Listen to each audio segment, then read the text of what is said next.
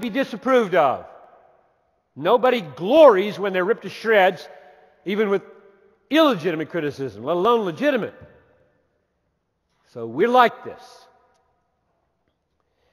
Love of praise. So we're going to make a name for ourselves, so people will think well of us. Whew. Those folks in Shinar are powerful, smart, organized.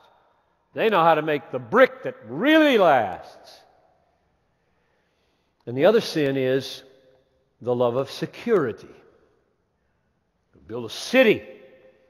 Cities represent security. Build a wall, run to the city. You could farm out there, but go in here at night. And we all struggle with the love of making our lives secure and making ourselves look good to other people. And when those are the dominating controls in our lives, we're this way. Now, God's will for human beings is not that we find our joy in the praise of men, but that we find our joy in knowing and praising Him.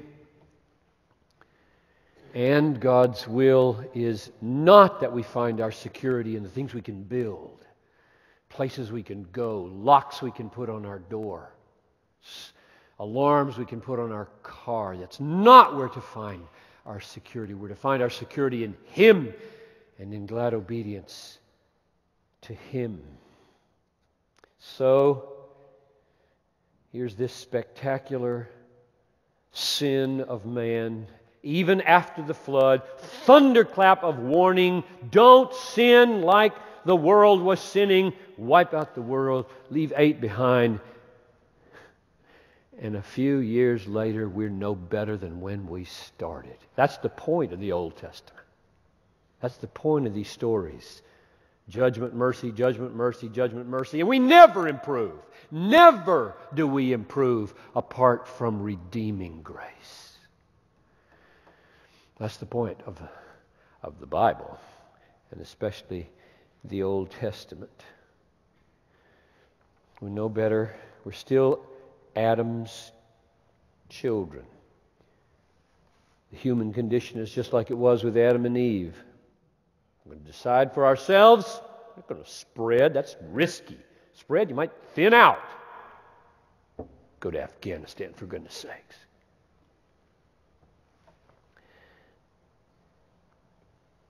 We're going to build our own tower. Make a name for ourselves. God's not going to make a name for us like He did for Abraham. We're going to make the name. Now, 2 things in verse 5 signal that man is about to be put in his place. Let's read verse 5. And the Lord came down to see the city and the tower which the children of man had built. Now, notice 2 things. First, this little phrase, children of man, literally, or another translation, sons of Adam. I think that's intentional. These folks are doing what Adam did. We haven't gotten any better. They rebelled against God, ate the tree. These folks are rebelling against God, building a city, building a tower, making a name for themselves. So they are considered human. Just human. They're not really bad. Just everybody's bad. Sons of man have done this. Second, I love this. The Lord came down to see the city and the tower. Now, I call this holy scorn. You see that? He had to come down to see the tower that was to reach into heaven. This tower fell so far short of heaven, God couldn't see it from heaven. Oh, don't get bent out of shape.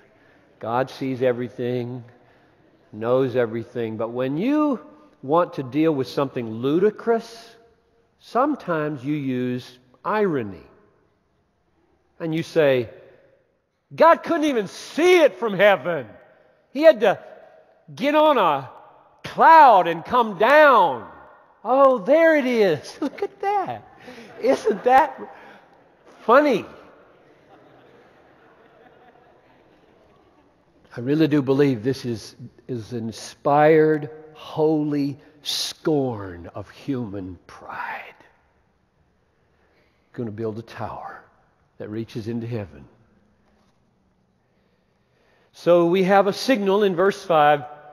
God's going to put them in their place. So now let's see what He does and how He responds to the refusal to glorify God, but seek the praise of man, and securing their life in a city, and failure to spread. Let's read verses 6 to 8. The Lord said, "Behold, they are one people, and they have all one language. And this is only the beginning of what they will do, and nothing that they propose to do will be impossible for them. Come, let us go down, and there confuse their language, so that they may not understand one another's speech."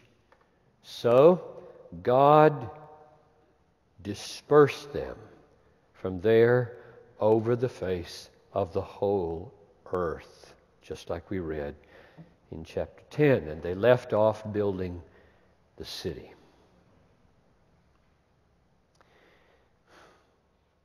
Now notice verse 6. "Behold, they are one people and have all one language." So the signal there is God's work is going to multiply not only languages, but peoples. The stress falls on their one people and their one language, and when they cluster together with no hindrances to their God-denying unity, the world is in trouble. And God doesn't want the world to be in that kind of trouble. So, in response to their presumption and their arrogance, He confuses their language so that they may not understand one another's speech. Verse 7. He makes it hard for pockets of humanity to unite in God-belittling global plans. God has taken steps to make it difficult for peoples to unite in God-belittling global plans. He has set this up almost from the beginning to restrain the unifying of evil forces in the world. God knows the immense potential of His creatures created in His image. Immense potential. What humans can do is really quite remarkable. Till God starts to look for it from heaven, has to come down and find, where's the moon you landed on? Where's that high tower in Dubai? Oh, there it is. Little teeny speck. But it's impressive to us. And God said was impressive. Amazing liberty has been given to the human race to exalt themselves and design their own security systems without trusting God. But there are limits. There are limits. Thousands of languages, 6,500 roughly, thousands of languages around the world, thousands of different people groups limit the global aspirations of arrogant mankind. Do they not? So now we turn to the question, what's up? What's going on here? What does this have to do with the big purposes where God is going, the coming of His Son, the glorifying of Jesus Christ, the global praise of the Son of God? Now, reestablish our foundations again.